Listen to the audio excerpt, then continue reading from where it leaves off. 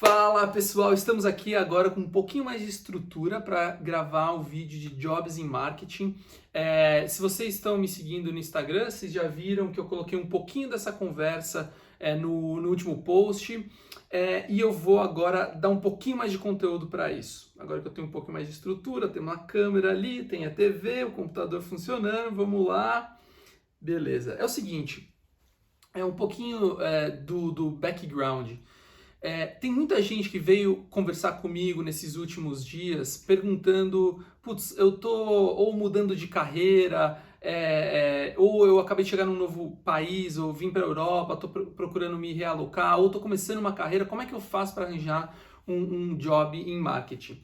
E eu acho que antes de você começar a planejar os cafezinhos, antes de você começar a fazer todo o detalhamento do seu currículo, pensar aí na sua história, tem um passo que vem antes que eu acho que é mais importante. Então essa é a primeira parte de um vídeo que vai ter duas partes.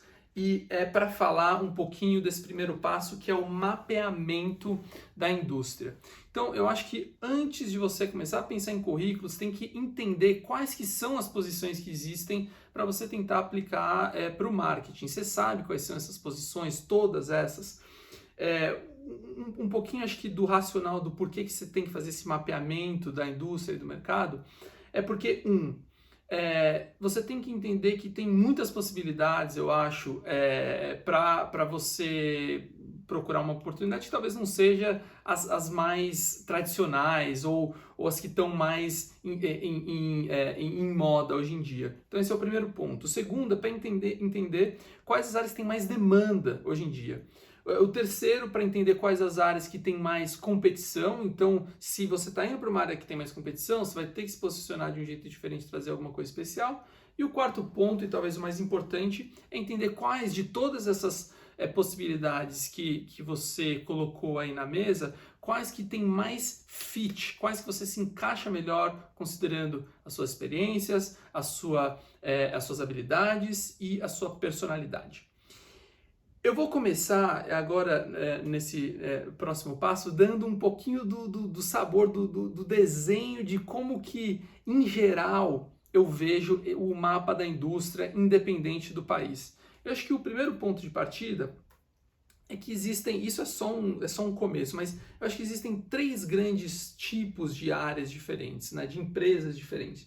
Então você tem as big brands, as grandes marcas, os grandes clientes. Você tem empresas menores ou startups, e você tem geralmente as agências e consultorias. É óbvio que eu não estou colocando aqui a opção de empreendedorismo, mas tenho muitos amigos também que começaram uma carreira, que gostam de marketing, mas resolveram abrir sua própria empresa.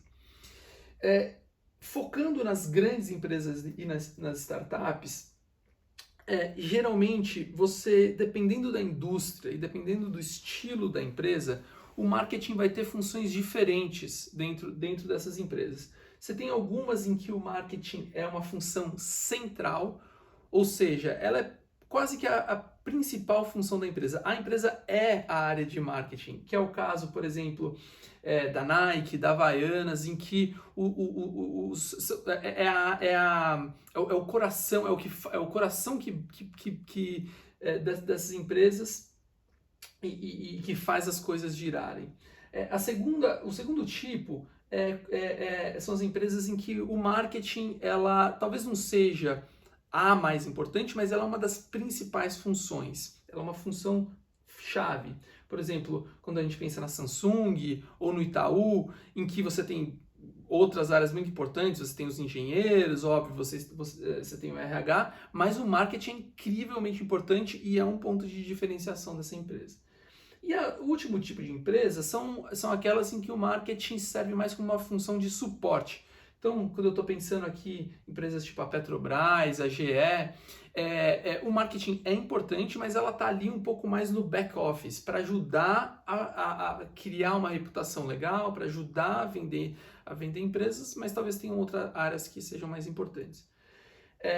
Tem empregos legais e tem posições legais em todo tipo de empresa. Então, mesmo que seja numa área mais de suporte, você pode encontrar uma coisa muito legal, dependendo do seu estilo, dependendo do que você está procurando. Mas esse é um primeiro ponto, entender onde você quer. E aí nas agências, óbvio, você vai ter as especialistas, etc. Mas esse é um primeiro ponto. Eu vou agora dar um zoom só como para pegar como exemplo, nas grandes empresas para entender mais ou menos quais são as áreas dentro de uma grande empresa que você pode encontrar uma posição. E aí, para simplificar, eu acho que existem 4 grandes áreas. A área de estratégia e insights, a área de gestão de marca, onde ficam os gestores de marca, gestores de produto, as áreas de comunicação e ativação e as áreas de venda. Essa ordem ela não está aqui por acaso, ela é mais ou menos como a cadeia de valor de marketing funciona. Então, geralmente você vai começar ali com um insight de consumidor, um desenvolvimento de um insight, uma inovação de produto, para desenvolver estratégia, para os gerentes de marketing olharem todas as opções que eles têm, priorizarem o que eles querem, para isso ser ativado em campanhas de comunicação, para isso ser ativado no varejo e no final alguém tem que vender isso, seja nos canais online ou nos canais offline. Que tipos e aí entrando, dando mais um zoom, que tipos de posições, por exemplo, você pode encontrar em Estratégia e Insights? E aqui, gente, eu estou fazendo tudo em inglês porque é mais frequente do que o oposto, vocês vão às vezes encontrar esses nomes em inglês, e tem gente que também está procurando fora, então eu achei mais fácil para ser mais consistente. Mas voltando aqui, dentro da área de Insights, geralmente você vai ter gente que é focado em pesquisa de mercado, em estratégia de inovação, em planejamento de marketing, estratégia de marketing ou até Advanced Analytics. Então você tem uma combinação aqui de perfis que entendem muito de consumidor, pode até ser uma coisa mais qualitativa e mais criativa, principalmente quando a gente está falando de estratégia de inovação, e tem o pessoal mais quantitativo, mais de números, por exemplo, de Advanced Analytics. E, óbvio, tem um ponto de vista de estratégia também, para quem gosta de área de consultoria, por exemplo, que é o meu caso, se dá bem nessa área. A área de Brand Manager, geralmente, o Brand Manager, ele é o ator central em muitas das empresas. Então, se você é uma posição muito comum, por exemplo, quando a gente está falando das grandes companhias de bens de consumo, Unilever, a Procter & Gamble, em que o gestor de marca, ele é aquele que tem que olhar, tem que saber um pouquinho de tudo. Então, ele vai ter que saber de produto, vai ter que saber de preço, vai ter que saber de comunicação, vai ter que saber de varejo e vai ter que priorizar o que ele acha mais importante para, no final das contas, entregar os resultados da empresa. E aí você tem algumas outras quebras, como, por exemplo, trade marketing, o trade marketeer, que é aquele cara que, ou aquela menina que está mais próxima do varejo, é um marketing mais próximo do varejo, ou até empresas de serviço, talvez você encontre uma posição de Customer Experience Manager, ou um gestor de experiência do consumidor, quando às vezes a empresa não tem um produto tangível para vender. Então é muito interessante, é muito legal, mas não é para todo mundo também, depende do perfil. E geralmente, dependendo da empresa, às vezes são áreas bem concorridas. Na área de comunicação e ativação é onde eu acho que você tem o maior número diferente de possibilidades. E aí eu estou quebrando aqui em 2 áreas mais ou menos. As posições que o pessoal chama de mais tradicional, então um gestor de comunicação, um gestor de relações públicas, de PR, uma área de eventos e de patrocínios e de parcerias, então aquela pessoa que está tem que conhecer outras marcas, faz parceria com outras marcas, faz parceria com outras empresas, ou talvez uma área de eventos aí, principalmente quando a gente está falando de empresas B2B, eventos é uma área muito importante, porque é ali que você geralmente cria esses relacionamentos mais próximos, quando você não tem milhares e milhares de clientes, mas você tem às vezes 10 clientes que são muito importantes. E aí você tem as oportunidades em áreas que o pessoal fala que são mais digitais, né? Então você pode ter uma área de performance marketing que envolve bastante coisa, mas geralmente tem a ver com vender bem online ou fazer campanhas online. Aí você tem especializações, por exemplo, em social media e affiliate ou influencers. Você tem gestores de conteúdo, geralmente se é uma empresa que tem muito foco em marketing orgânico, você às vezes tem pessoas responsáveis só para criar conteúdo, que aí pode ir para as redes sociais, pode ir para relações públicas, etc.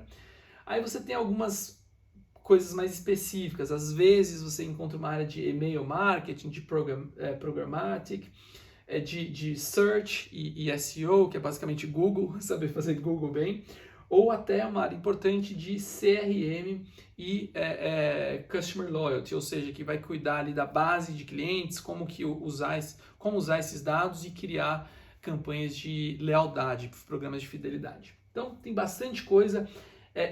Essa é a divisão que existe no mercado. Eu não gosto muito dessa divisão de tradicional e digital, porque eu acho que hoje tudo meio que é digital, né? É difícil você separar uma coisa da outra.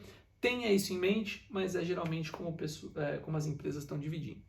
E por último, você tem a área de vendas, que aí você vai ter os vendedores, você vai ter que talvez tenha o lado mais tradicional de vendas mesmo, principalmente se você está falando de uma empresa de varejo, por exemplo, mas você também tem muita coisa em e-commerce, em digital, você pode ter uma vaga de Web Analytics, que é mais específica, ou de pós-venda, que é o serviço de consumidor, como é que você está lidando com a venda depois que ela já foi feita. E, principalmente em empresas de varejo, geralmente é uma área incrivelmente importante e que precisa de gente especializada e que sabe fazer bem. É uma área muito interessante para quem está entrando, talvez até seja relativamente mais fácil, porque você pode ser um vendedor sem ter muita especialização e você aprende muito, na minha opinião. Eu não tive essa experiência, mas eu ouço muito das pessoas que tiveram, porque você está ali na linha de frente e isso pode ajudar você a caminhar para trás. Dá para você entrar em uma das áreas e mudar? Com certeza. Eu acho que o importante de você entender o mapa completo é entender como que você vai fazer essas mudanças e as coisas que vão ser necessárias. Então, gente, essa mensagem que eu queria deixar para esse primeiro vídeo. Isso é só um ponto de vista, essa estrutura, esse mapa vai mudar, obviamente, dependendo da indústria que você está, do setor, do país, do tamanho da empresa, se você tem uma pegada mais tech e startup, se você tem uma empresa que tem uma pegada mais tradicional, como a Lego, por exemplo. Mas o resumo, a conclusão, o ponto que eu queria deixar faça esse mapa, porque isso vai te ajudar a entender quais as áreas com mais demanda, quais as áreas com mais competição e aonde você se encaixa melhor para você fazer essa rota, esse caminho. É isso, fico aqui com essa primeira parte e na segunda parte eu vou falar um pouquinho de como você pode trazer esse mapeamento para o seu perfil específico, tá bom? É isso, fico por aqui e até mais. Pode dar o play, Julinha.